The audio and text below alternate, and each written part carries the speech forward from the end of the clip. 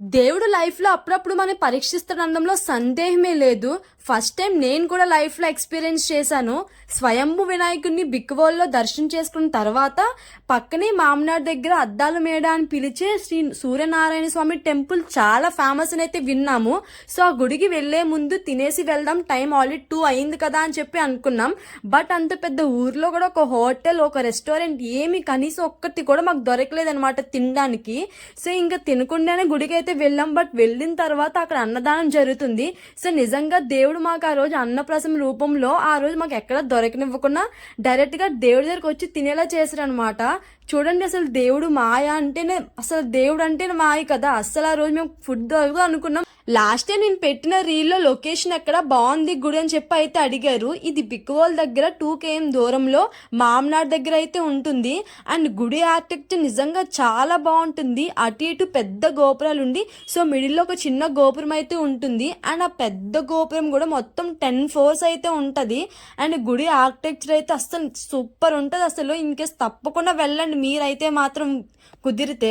And ఈ గుడి కూడా 10 గోపురాల దగ్గర కూడా మనం వెళ్ళొచ్చు డైరెక్ట్ గా.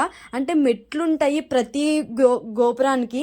అండ్ మనకి వెళ్ళి కోల్ది మిడిల్లో ఉన్న గోపురం కూడా మనకు కనిపిస్తుంది అనమాట.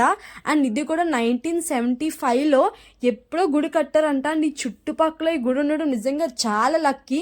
నేను ఇప్పటి వరకు చూసిన దాంట్లో అసలు బెస్ట్ గుడి, అసలు చాలా బాగుంది. అండ్ లోపలికి వెళ్ళడానికి కూడా గృహలా ఉందనమాట, చాలా చీకటిగా ఉంది. అండ్ మేము వెళ్ళినప్పుడు కూడా ఫుల్ వర్షం, అసలు పడిపోతామని భయం వేసింది. చిన్నగా ఉన్నాయి మెట్లు కూడా. సో అలా మనం పైకి ప్రతి దగ్గరికి వెళ్ళొచ్చు. మొత్తం 10 floors ఉంటుంది. అండ్ మన ఫ్లోర్కి వెళ్ళే కోల్ది మనకి గోపురం అయితే కనిపిస్తుంది అనమాట ఇలా. సో మిడిల్లో ఒక గోపురం అయితే ఉంటుంది. అండ్ ఆపోజిట్లో పెద్ద గోపురం అయితే ఉంటుంది. మొత్తం 10 floors. అది కూడా అస్సలు నిజంగా ఎలా కట్టారంటే చుట్టూ మొత్తం వ్యూ కూడా క్లియర్గా భలే కనిపిస్తుంది అస్సలు. సో ఇదన్నమాట ఈ గుడి ఆర్కిటెక్చర్. అండ్ ఇందులో ఒక స్పెషాలిటీ కూడా ఉంది. ఈ 2nd floorలోని అద్దాల మేడ అని చెప్పి అయితే ఒకటి ఉంటుందన్నమాట. అండ్ ఇంకా అద్దాల మేడ చూస్తే నిజంగా ఒక మ్యాజిక్ వరల్డ్లో వెళ్ళినట్టుగా ఉంటుంది. మొత్తం మిర్రర్ వరల్డ్లో ఉంటుంది చుట్టూ. అండ్ అది కూడా నేను కంప్లీట్గా వేరే వీడియో అయితే చేసి పెడతాను.